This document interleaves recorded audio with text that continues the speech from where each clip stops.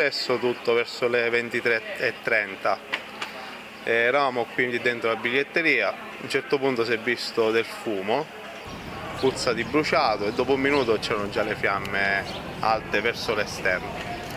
Le persone all'interno per fortuna sono riuscite a scappare tutte, ma è stati 10 minuti di panico. Pensavamo ci fossero persone dentro, per fortuna sono riusciti tutti, hanno messo tutti in salvo. I disagi ci sono, infatti i pullman partono lo stesso, non ci sono arrivi, non ci sono partenze, quindi vediamo, speriamo che, non penso che aprono fra 2 giorni, speriamo comunque che sistemino tutto al più presto. Questa notte verso le 11:30 eravamo dentro, io ero al lavoro davanti ai desk della Sixt e ad un certo punto abbiamo iniziato a vedere tutti correre, scappare, gridare e ovviamente ci hanno praticamente spinti fuori, hanno iniziato a dire uscite, uscite, uscite e io ho avuto giusto il tempo di chiudere a chiave l'ufficio e 2 secondi dopo c'era il fumo dappertutto e siamo usciti, non ci hanno più permesso di rientrare ovviamente all'interno dell'edificio che era completamente pieno di fumo e da lì a poco ci hanno detto che appunto era propagato questo incendio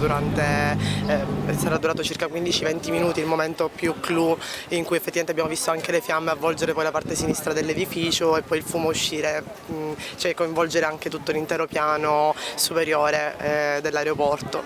Si sono spente le luci, poi siamo stati anche allontanati perché prima eravamo messi in prossimità dell'aeroporto, poi ci hanno consigliato di allontanarci. È durato tutto in realtà penso un'ora.